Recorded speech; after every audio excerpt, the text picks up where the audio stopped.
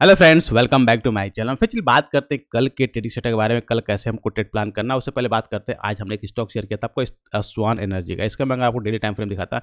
मैंने मैसेज किया था इंटरडे प्लान करने के लिए। जितने लोग इंटरडे प्लान किया उन्हें बहुत अच्छा पैसा बना होगा यहाँ पे, क्योंकि इसके ऊपर ब्रेकआउट किया था और इसके ऊपर ही मैंने बाय करने का ऑप्शन आपको दिए हुए थे। और देखेंगे बहुत अच्छा इसने हाई लगा था। ऑलमोस्ट 10% तक का अप था ये सिंगल डेज में।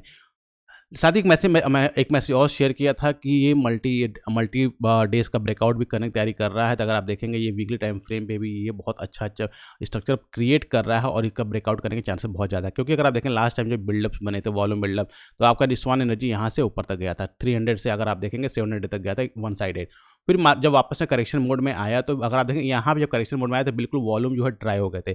अब वापस से वॉल्यूम का बिल्डअप यहाँ पे देखने को मिल रहा है। दैट मीन्स अगर ये वापस से इसके ऊपर निकलता है तो बहुत अच्छा आपको रन देखने को मिल सकता है। तो इस स्टॉक को आज भी पैसा बना होगा, कल भी अपॉर्चुनिटी का अच्छा पैसा कल बना कर दे सकता है। तो एज ए स्विंग ट्रेड भी इसको आप फॉलो कर सकते हैं। तो लेट मी नो कमेंट सकते हैं कितने लोगों ने मैसेज को देकर फॉलो बाय किया था और पैसे बने या नहीं बने। और साथ ही तो जो टेलीग्राम चैनल को ज्वाइन नहीं किया है तो डिस्क्रिप्शन बॉक्स में वहाँ क्लिक करके ज्वाइन कर सकते हैं, जहाँ डेली मार्केट आपको अपडेट्स मिलते रहते हैं। चलिए बात करते हैं अब इंडेक्स के बारे में। सबसे पहले बात करें निफ्टी के बारे में, क्योंकि अब निफ्टी जो हमारा वीकली टाइम फ्रेम पर निफ्टी हमारा ट्रेड का एक्सपायरी हो रहा है, तब निफ्टी फोकस ज़्यादा हो गया। बैंक निफ्टी से फोकस आपका कम हो, क्योंकि बैंक निफ्टी में उतना मोमेंटम आपको देखने को नहीं मिल रहा है ना। बात करते हैं सबसे पहले निफ्टी के daily time frame. Daily time frame क्यों इंपॉर्टेंट, क्योंकि अगर आप देखेंगे लास्ट टाइम जब निफ्टी ने ब्रेकआउट किया था इस लेवल को, ब्रेकआउट करने के बाद जो ये कैंडल बनाया था, बार बार मैं तभी भी कहा था कि बहुत बड़ी कैंडल बनी है। इसका मतलब ये होता है कि इतनी बड़ी कैंडल बनी है तो दोनों ही तरफ से जो ऑप्शंस बायर हैं उनके लिए भी हानिकारक है और जो ऑप्शन सेलर्स उनके लिए भी हानिकारक है। दोनों का ऐसा सीट हो चुका है। अब मार्केट जो इस रेंज में कंसोलिडेट करेगा, अब मार्केट इस रेंज में कंसोलिडेट करेगा जब तक बड़ा मूवमेंट, तब जब तक मार्केट इस रेंज को ब्रेकआउट ना करे।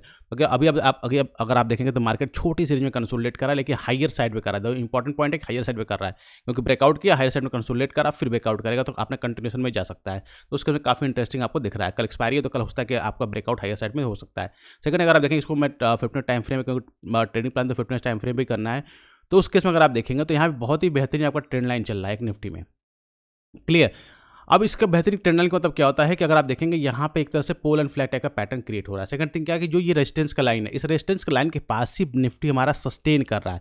मैं बार बार एक बात कहता हूँ कि अगर किसी इंपॉर्टेंट पॉइंट पे बार बार सस्टेनेबिलिटी बन रही, वहाँ पे होल्डिंग हो रही, दैट मीन्स वो वहाँ से ब्रेकआउट करेगा। अगर वो ब्रेकआउट करे तो बहुत अच्छा मोमेंटम मिलेगा। तो सेम कंडीशन यहाँ पे क्रिएट हो रही है कि अगर कल 24,675 के ऊपर निकल के एक कैंडल क्लोज होती है तो इमीडिएट आपको एक टारगेट मिलेगा, जो टारगेट आपको 24,800 तक का आपको टारगेट इमीडिएट अचीव करें। क्योंकि पहला टारगेट आपको यहाँ से मिल जाता है एक छोटा सा रेंज 24,750 तक का, फिर सेकंड टारगेट आपको ये जो हाई है यहाँ तक आपको मिल सकता है, क्योंकि ये ब्रेकआउट काफ़ी अच्छा होगा और एक्सपायरी है तो ब्रेकआउट अच्छा होगा, तो एक अच्छा मोमेंट आपको देखने को मिलेगा।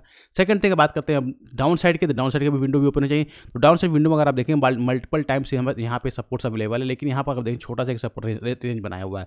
तो अगर निफ्टी जो है, क्योंकि अगर आप देखेंगे डाउन ट्रेंड में यहाँ पर निफ्टी अगर रेंज को ब्रेक करता है, कैंडल क्लोज करती है, तो फिर इमीडिएट इसके बाद अगर आप देखें तो यहाँ पर सपोर्ट अवेलेबल है 24,500 के आसपास में। तो ये एक छोटा सा डाउन साइड में ट्रेड आपको निफ्टी में पुट साइड का ट्रेड आपको मिल सकता है। तो इसके लिए आप स्कैल्प ट्रेड प्लान करते हैं, क्योंकि लॉन्ग ट्रेड तो तभी मिलेगा जब आपको रेंज को ब्रेक करेगा। रेंज को ब्रेक नहीं करेगा तो लॉन्ग ट्रेड आपको नहीं मिलेगा। तो इसको आपको ध्यान रखना है। सेकंड थिंग क्या है, अगर निफ्टी इसी के आसपास में ओपन होती है तो फिर आपको वेट करना है। आपको जबरदस्ती ट्रेड में एंटर नहीं करना, क्योंकि वेट करें, क्योंकि कल एक्सपायरी है तो प्रीमियम बहुत जल्दी मेल्ट होंगे। अगर आप इसके बीच में आराम से होल्ड करा तो आप भी वेट करते रहिए जब तक ब्रेकआउट ना हो। क्योंकि अगर ऑप्शन बाय सेलर है तो आप सेल कर सकते हैं, रेंज को कोई प्रॉब्लम नहीं है, लेकिन ऑप्शन बाय तो आपको वेट करना पड़ेगा उसको ब्रेकआउट करने का। क्योंकि जबरदस्ती आप एंटर करेंगे तो आपके एसएल सीट होंगे, डेफिनेटली हिट होंगे। तो उससे अपने कैपिटल को प्रोटेक्ट करना बहुत ही इंपॉर्टेंट है। क्लियर। ये तो बात होगी निफ्टी के बारे में। अगर अब बात करते हैं बैंक निफ्टी के बारे में, क्योंकि बैंक निफ्टी जब तक वीकली एक्सपायरी आपकी खत्म हो गई तब से बैंक निफ्टी का बिहेव थोड़ा दूसरे तरीके से हो गया, तो इसको आपको वॉच आउट करना पड़ेगा। अगर आप देखेंगे बहुत ही क्लियर कट आपको एक रेंज बन के आ रहा है, 53,300 का एक रेंज बन के आ रहा है। आपको मल्टीपल टाइम्स यहाँ पे बैंक निफ्टी जो है सपोर्ट्स ले चुका है। दैट मीन्स आज क्लोजिंग भी इसी के आसपास में हुई है। क्लियर। तो अगर कल इसके नीचे जाता है बैंक निफ्टी तो फिर आपको एक फॉल देखने को मिल सकता है, फिर आपका 53,000 तक का एक डाउनफॉल आपको देखने को मिल सकता है। मतलब 200 से लेकर 300 पॉइंट तक आपको फॉल देखने को मिल सकता है, वहाँ पे एक पैसा बन सकता है। तो वहाँ पर आपको ध्यान रखना कल। सेकंड अगर आप देखेंगे यहाँ पे क्लियर कट एक रेंज बना हुआ है, क्योंकि काफ़ी दिन से रेंज बना हुआ है। इस रेंज का अगर अपर साइड में ब्रेकआउट होता है, यानी 53,600 के ऊपर ब्रेकआउट होता है, फिर आपका फर्स्ट टारगेट जो होने वाला 53,800 का, सेकंड टारगेट आपका ये 53,800 का, 888 का होने वाला है।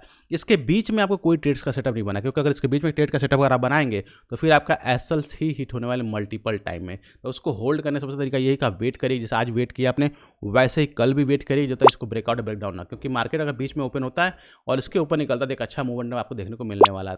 तो आने वाले टाइम बैंक निफ्टी की एक्सपायरी होगी तो उसमें भी उसका मोमेंटम भी आपको देखने को मिल सकता है। तो रेंज कंसोलिडेशन काफ़ी अच्छा हुआ है।